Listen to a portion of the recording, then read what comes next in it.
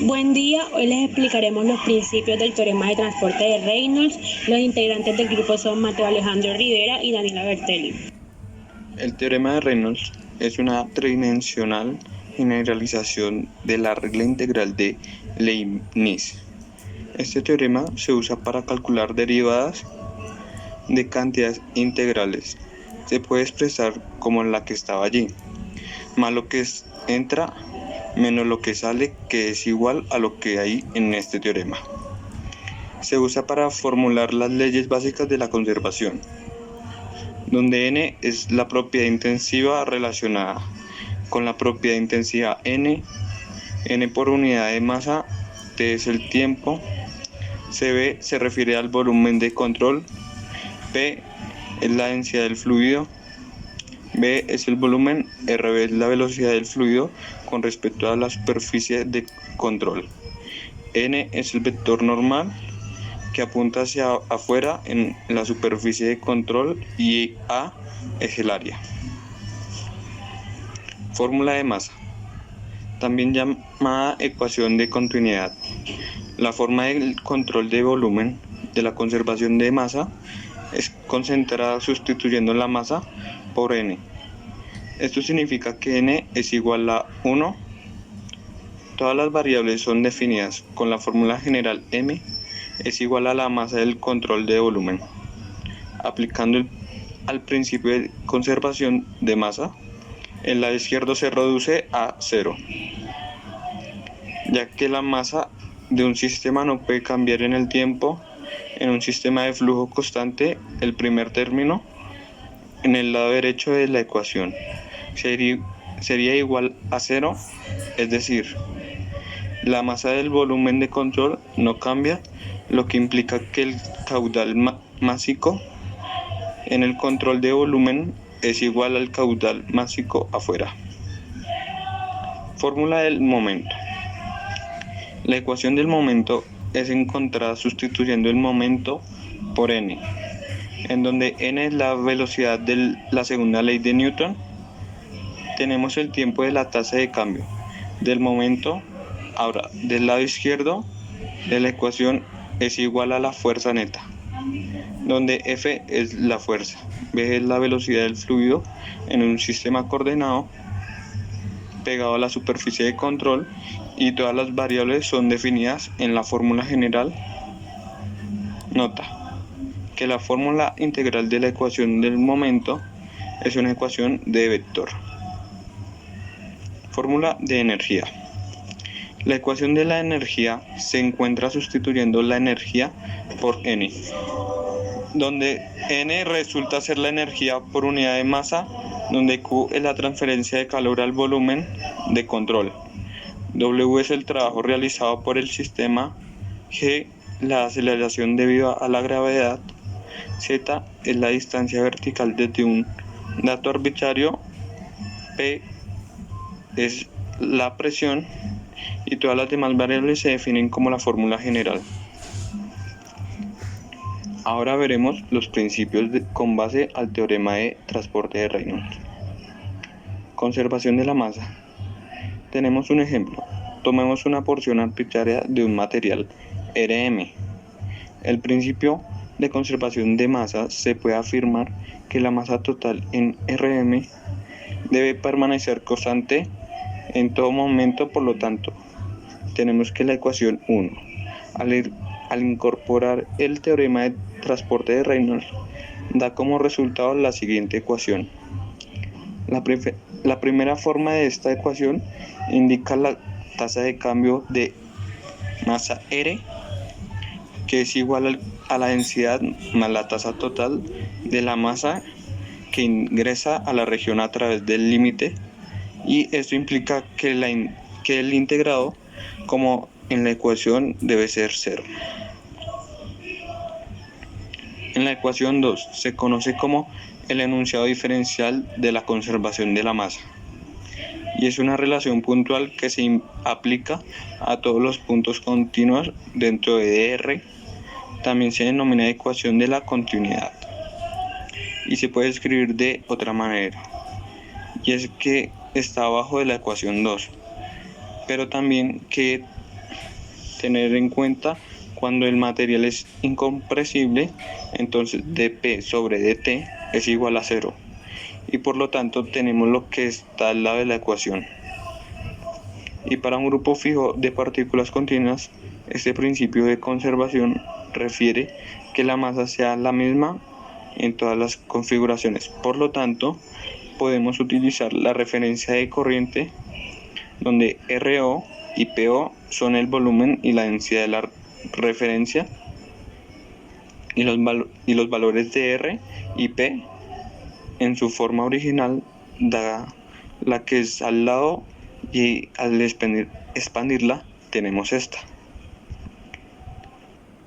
Bueno, ahora explicaremos la conservación del momento lineal. Este principio es básicamente una declaración de la segunda ley de Newton para una colisión de partículas que pueden expresarse como la tasa de cambio en el tiempo del momento lineal. Un grupo dado de partículas continuas que es igual a la suma de todas las fuerzas externas que actúan sobre el grupo.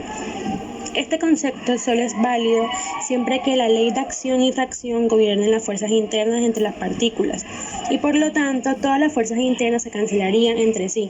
Cuando se sumen todo el sistema y por lo tanto considero un grupo fijo de partículas continuas que ocupan instantáneamente una región del espacio R y sobre las que actúan las fuerzas de la superficie externa y la fuerza B del cuerpo como se muestra en la figura, y podemos expresarlo de esta manera, como la tenemos en la ecuación 6. Y al introducir el índice de tensor de tensión Cauchy, donde hemos usado el teorema de divergencia empleando el transporte de Reynolds y la conservación de la masa, permiten la expansión de esta, donde ahí es como el campo de aceleración. Este resultado viene combinado con la ecuación 4 y la expansión de la fórmula anterior, y tenemos la ecuación 6, y después el uso del teorema implica que el integrado debe desaparecer y tenemos una forma vectorial y una forma escalar. La forma donde se quita el integral y el escalar se conoce como una ecuación de un movimiento de Cauchy, una forma diferencial de la conservación del movimiento lineal. Para el caso de pequeñas deformaciones de expresión de aceleración, luego se usan las ecuaciones de movimiento cuando éstas están en equilibrio, usando las relaciones de Cauchy, y luego tenemos la ecuación 7, donde BI es la densidad de la fuerza del cuerpo y todas las variables son funciones de las coordenadas del material X, usando el teorema de divergencia. Nuevamente, en el término integral de la superficie da, y después al invocar el teorema de localización se obtiene la forma diferencial que representa la forma deseada de la conservación del momento lineal. Este resultado también puede derivarse de la configuración actual, eliminando la tensión de Cauchy. Bueno, ahora vamos a explicar algunas ecuaciones. La ecuación de continuidad.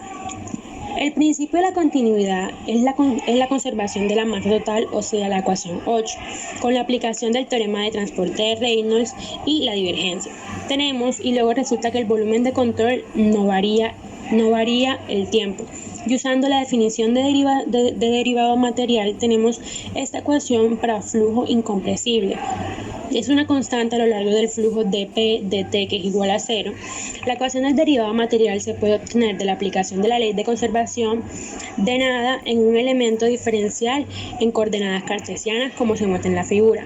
Después de aplicar el balance de la masa general al volumen de control, se obtiene la siguiente expresión. Luego se reorganizan términos y tenemos en esta misma ecuación tomamos el límite de B a 0 y da como resultado la ecuación de continuidad de coordenadas cartesianas, que es equivalente a la ecuación del material derivado. La ecuación de momento. De acuerdo con la segunda ley de Newton, la tasa de variación temporal de un momento es igual a las fuerzas aplicadas, y tenemos la ecuación 9, donde Fi son fuerzas superficiales y Gi se asocia típicamente a la gravedad. Fuerzas superficiales que se pueden expresar como donde NJ es el vector normal con los de Reynolds. El teorema de transporte y divergencia se reduce luego la ecuación de la continuidad y la definición material derivada se convierte en la ecuación de momento. En mecánica de fluidos es común separar el tensor de tensión como una suma de presión y tensión viscosa.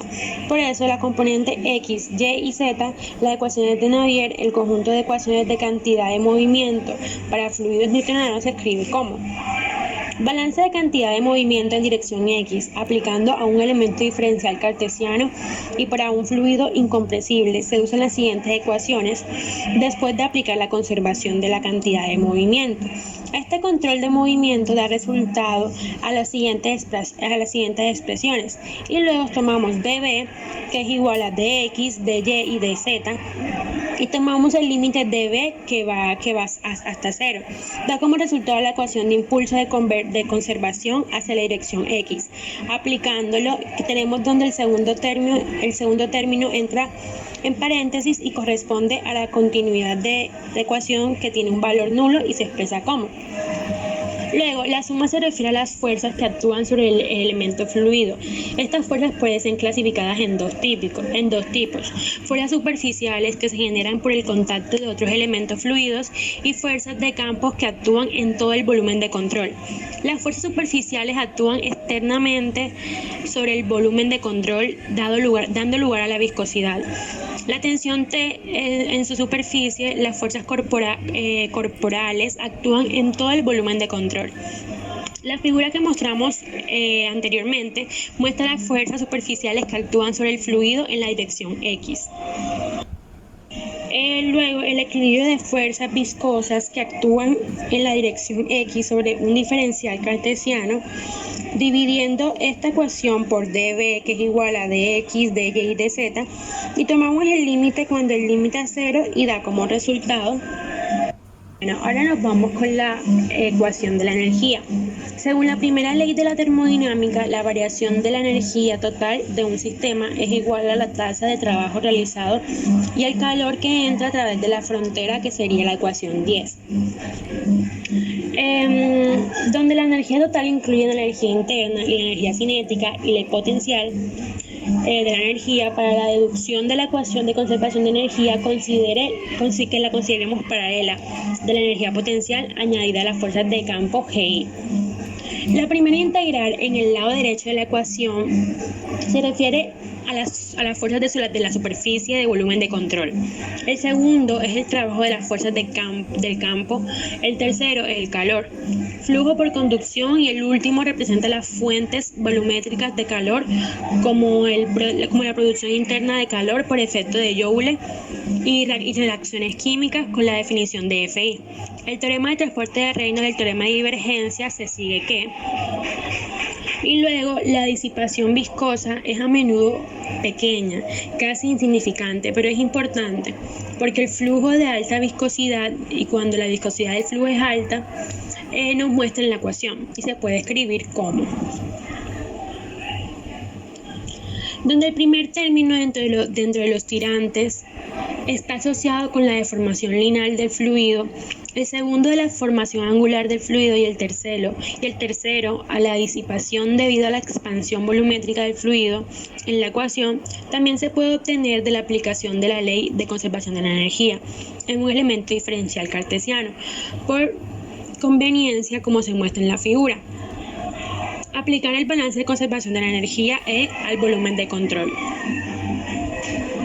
donde E es la energía total por unidad de masa del elemento fluido, Q es el flujo de difusión de calor a través del volumen de control, Q por B la tasa de generación de la energía volumétrica, el volumen de control, y W el trabajo realizado por el fluido, ecuación divisoria, por el volumen dB, que es igual a dx, dy y dz, y tomando el límite cuando dB va hasta 0. Resulta la ecuación de conservación de la energía. Y ya con esto damos fin a nuestra exposición. Muchas gracias.